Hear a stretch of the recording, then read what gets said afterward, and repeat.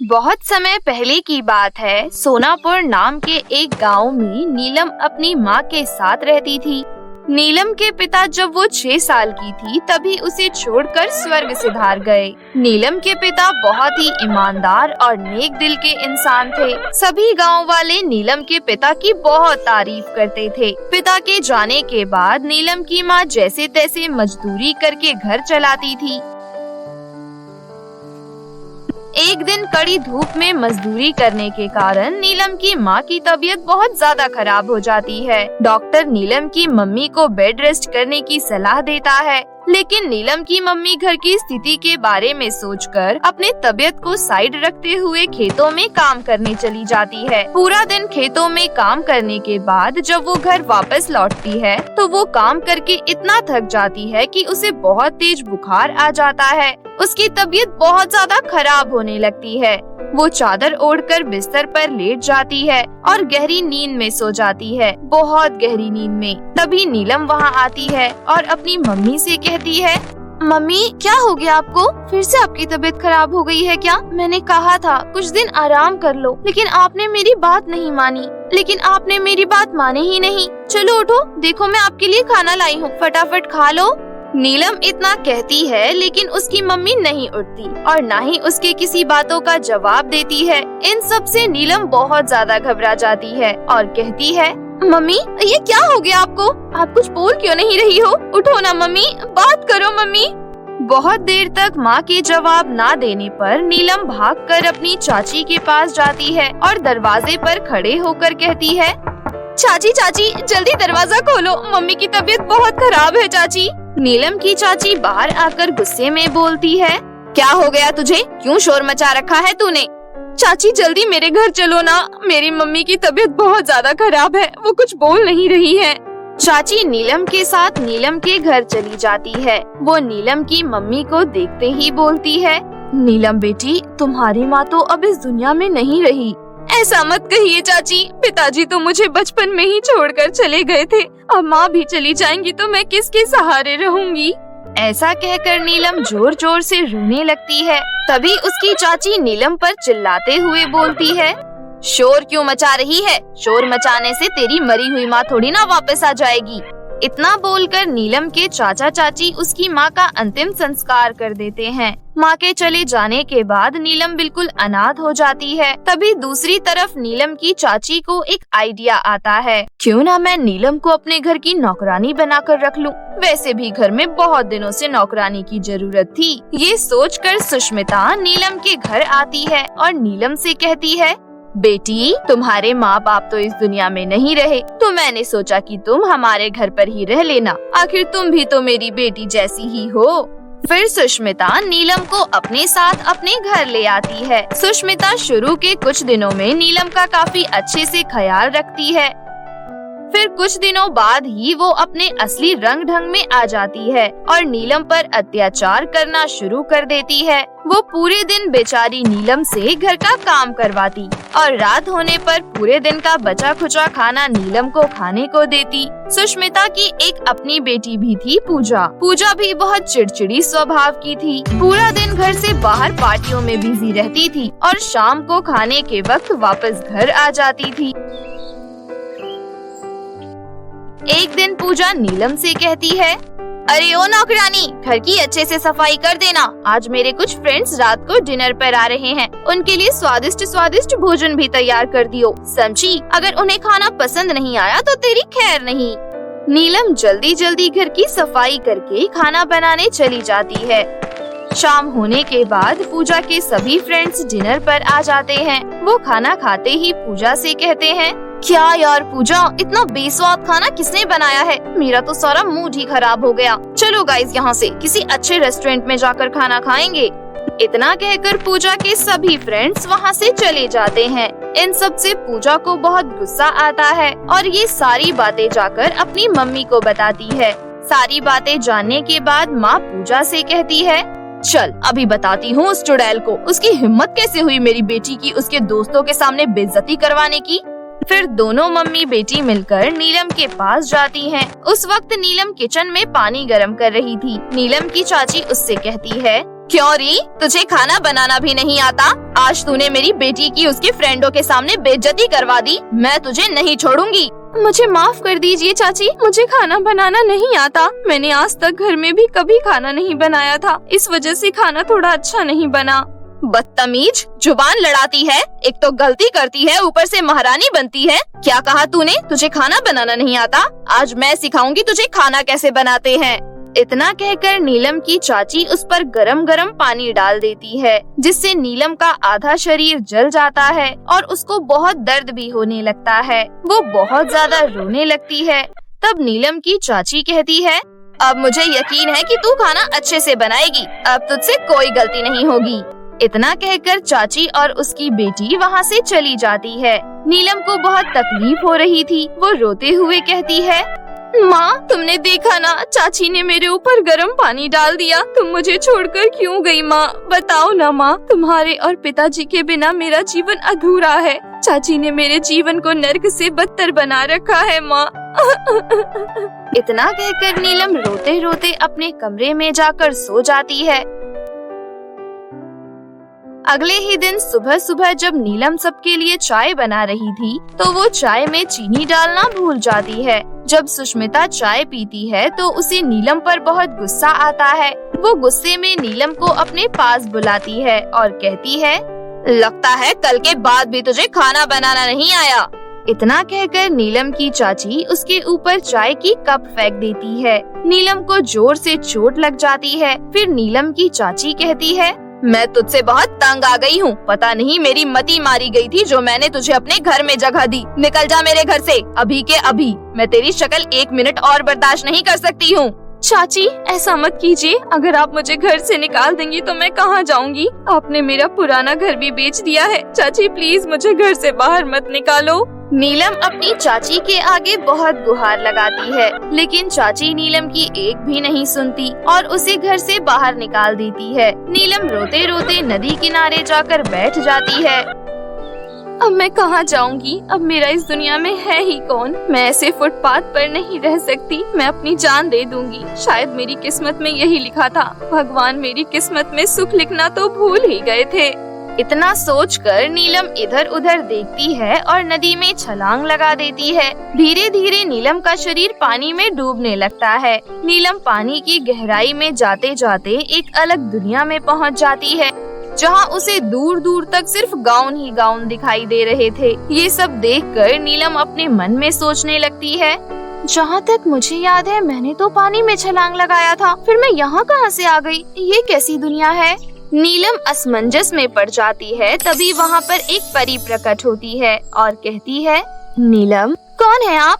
मैं इस दुनिया की रखवाली करती हूँ। मेरा नाम मिनी परी है। मेरा कद छोटा है, इसलिए सब मुझे मिनी कहकर बुलाते हैं। यहाँ मेरे साथ और भी मेरी बहुत सारी सहेलियाँ हैं। ये दुनिया हमारी रानी परी ने स्थापित की है। हम परियां यहाँ पर अपने मनपसंद के गाउन लेने आती हैं। मैंने तुम्हें बहुत परेशान देखा, इसलिए मैंने तुम्हारे लिए गाउन की दुनिया के द्वार खोल दिए थे। इसी वजह से तुम नदी में ना डूबकर इस दुनिया में आ गई। तुम हमें बताओ, इतना दुखी क्यों थी? तुम्हारी मदद मैं करूँगी। उसके बाद नीलम मिनी परी को अपनी सारी तकलीफ बताती है और अपना जला हुआ शरीर भी दिखाती है। मिनी परी को नीलम पर बहुत दया आती है। वो कहती है, नीलम, तुम कुछ देर मेरा इंतजार करो। मैं अभी रानी परी से तुम्हारे बारे में बात करके आती हूँ। नीलम वहीं मिनी परी का इंतजार करने लगती है। थोड़ी देर बाद मिनी परी नीलम के पास आती है और कहती है, नीलम, मैंने तुम्हारे बारे में रानी परी से बात कर ली है। अब से इस जादुई गाउन की दुनिया की तुम भी उतनी ही हकदार हो जितने की हम। अब तुम यहाँ मौजूद गाउन का इस्तेमाल कर सकती हो और जितने चाहे गाउन तुम यहाँ से ले जा सकती हो। क्योंकि ये एक जादुई गाउन की दुनिया है, तुम यहाँ से एक गाउन लेकर जाओगी, यहाँ 10 गाउन अपने आप आ जाएंगे। आपका बहुत बहुत शुक्रिया मिनी परी। मैंने तो सोचा था मेरी जिंदगी में अब कभी सुख आएगा ही नहीं। आपने मेरी मदद की और मेरी जान बचाई। इसके लिए आपका बहुत बहुत शुक्रिया मिनी परी। लेकिन अब मैं वापस कैसे जाऊँ? बस इतनी सी बात, तुम यहाँ मौजूद एक गाउन पहन लो और आंखें बंद करके तुम्हें जहाँ जाना है वो जगह सोच लो। तुम खुद ब खुद वहाँ पहुँच जाओगी। नीलम ठीक वैसा ही करती है जैसा मिनी परी ने बताया था, लेकिन नीलम गाउन की दुनिया से बहुत सारा गाउन लेकर पृथ्वी लोक पर आ जाती है और उसे बेच देती है। उन गाउन को बेचने के बाद नीलम के पास जो पैसे आते हैं वो उससे शहर जाकर अपना एक घर बनवा लेती है। अब इसी तरह नीलम जादुई गाउन की दुनिया में जाकर गाउन ले आती है और उन्हें शहर में बेच देती थी। इस तरह नीलम धीरे धीरे काफी अमीर हो गई और अपनी सारी मनचाही चीजें करने लगी। इतना ही नहीं, नीलम ने अनाथ बच्चों के लिए अनाथ आश्रम बनवाए, जिससे बिना माँ बाप के बच्चों को ज्यादा तकलीफ ना हो सके और अपना जीवन वो हंसी खुशी व्यतीत करने लगी। बादलों में दो जादुई फ्रॉक का घर।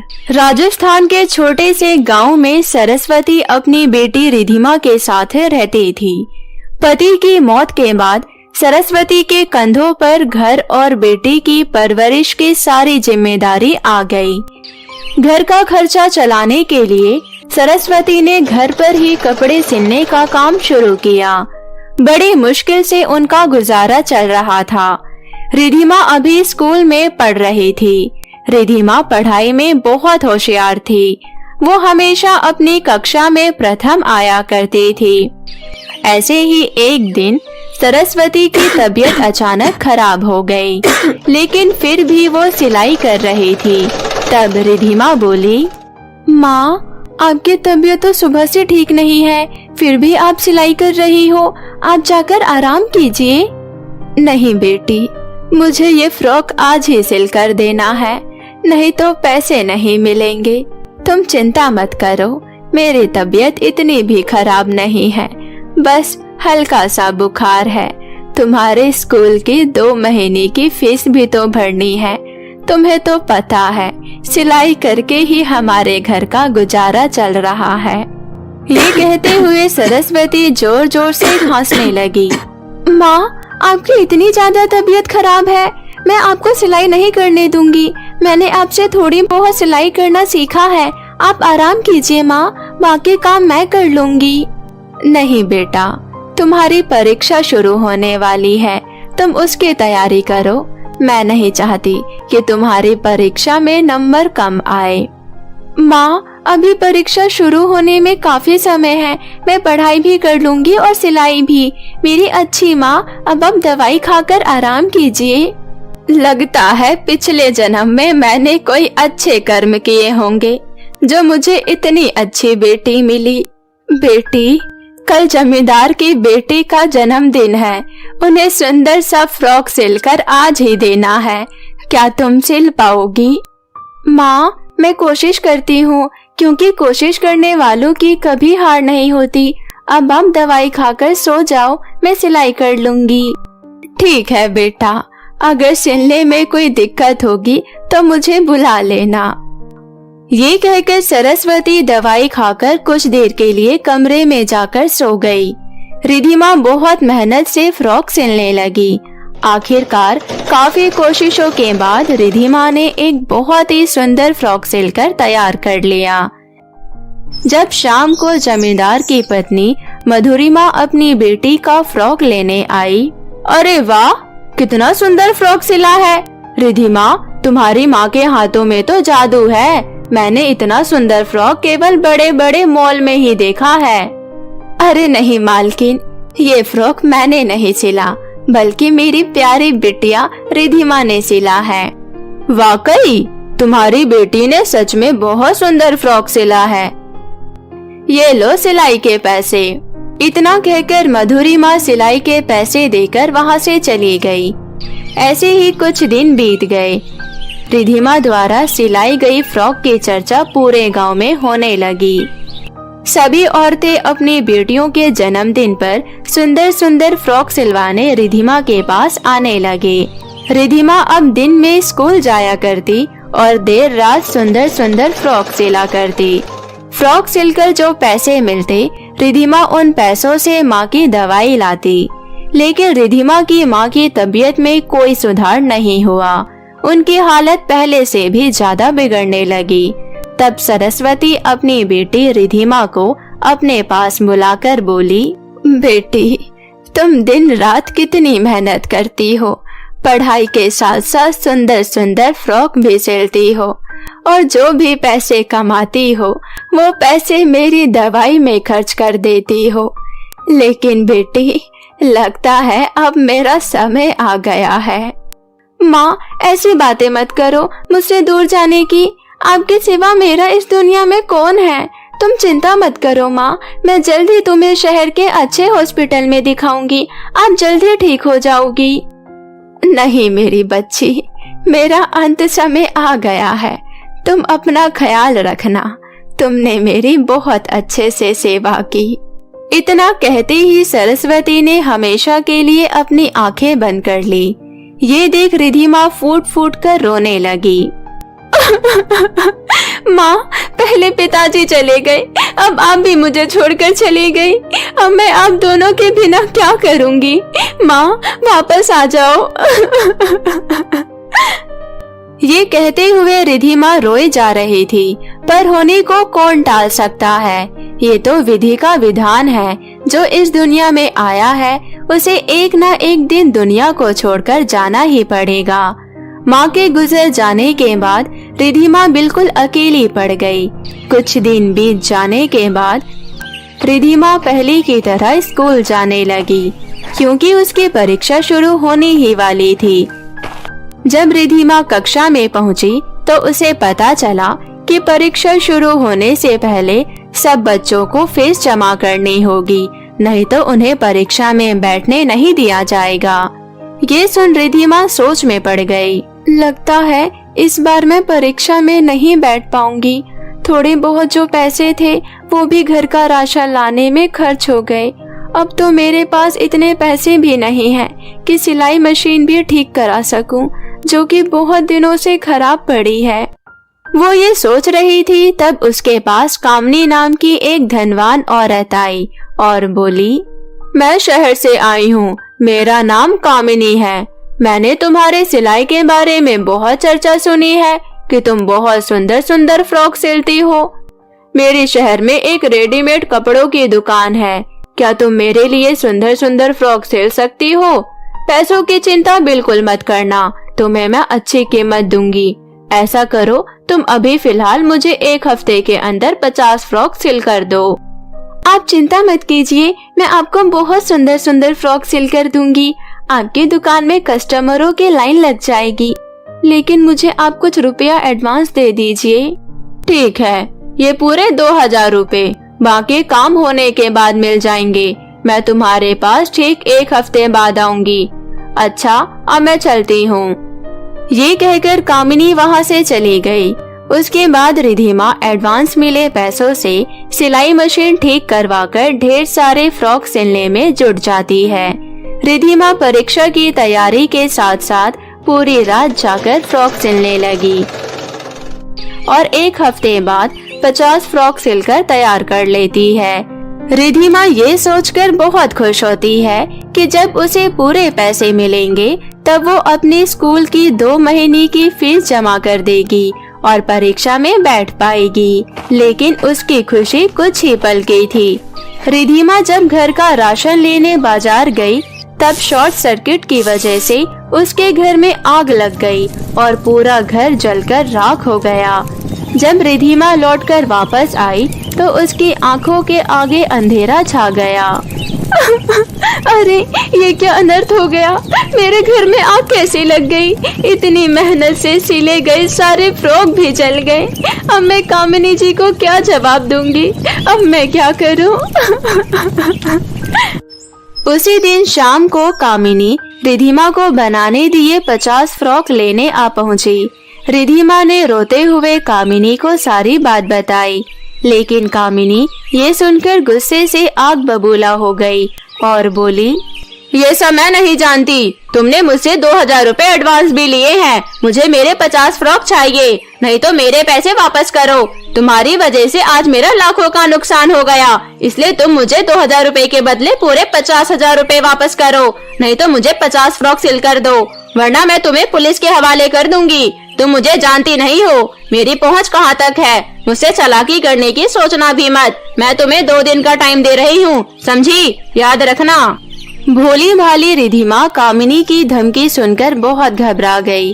उसे समझ नहीं आ रहा था कि वो कामिनी को फिर से इतने सारे फ्रॉक सिलकर कहाँ से दे, और ना ही उसके पास इतने पैसे हैं, क्योंकि रिधिमा के पास तो अपने स्कूल की फीस जमा करने के लिए पैसे नहीं थे। ये सोचते सोचते वो नदी किनारे जा पहुंची। तभी उसे वहाँ सोने की सीढ़ियाँ दिखाई दी जो बादलों की ओर जा रही थी। अरे, ये सीढ़ियाँ यहाँ कहाँ से आ गई?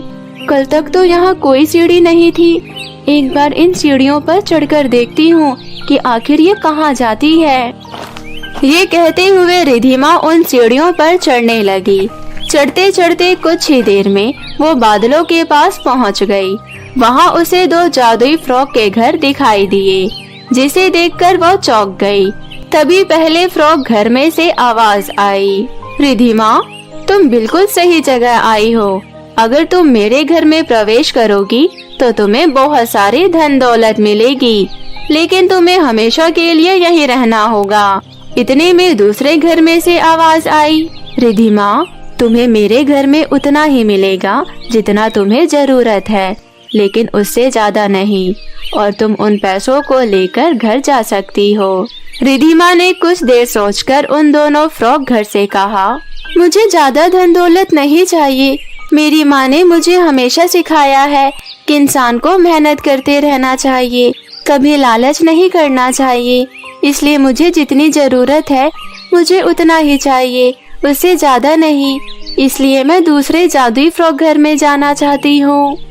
उसके बाद रिधिमा जैसे ही जादुई फ्रॉक घर के अंदर गई, उसे उस घर के अंदर ढेर सारा रुपए, सोना, चांदी और ढेर सारे फ्रॉक दिखाई दिए। ये सब देख रिधिमा हैरानी से बोली, जादुई फ्रॉक घर? आपने तो कहा था इस घर में ज्यादा कुछ भी नहीं है, लेकिन यहाँ तो ढेर सारा सोना चांदी है। रिधिमा, मुझे पता है कि तुम बहुत परेशान हो, इसलिए मैंने तुम्हारे लिए वो जादुई सीढ़ियाँ बनाई। मैं तो सिर्फ तुम्हारी परीक्षा ले रही थी कि कहीं तुम कोई लालची लड़की तो नहीं, लेकिन तुम मेरी परीक्षा में सफल हुई। तुम पैसों की वजह से इतनी परेशान थी, लेकिन तुमने फिर भी पहला जादुई फ्रॉक घर में जाने से इनकार कर दिया। मैं तुमसे बहुत खुश हूँ, इसलिए तुम जो भी कुछ यहाँ से ले जाना चाहती हो ले जा सकती हो। जादुई फ्रॉक घर की बात सुनकर रिधिमा बहुत खुश हुई। फिर जादुई फ्रॉक घर का धन्यवाद कर ढेर सारे सुंदर सुंदर फ्रॉक और रुपए लेकर खुशी खुशी वापस लौट गई और कामिनी को जादुई फ्रॉक घर से लाए हुए पूरे 50 फ्रॉक दे दिए और स्कूल की फीस जमा कर परीक्षा में बैठ गई। इस बार भी रिधिमा अपनी कक्षा में प्रथम आई। फिर बाकी बचे पैसों से रिधिमा ने अपना एक बुटीक खोला। पढ़ाई के साथ साथ वो बुटीक चलाने लगी और खुशी खुशी अपना जीवन बिताने लगी।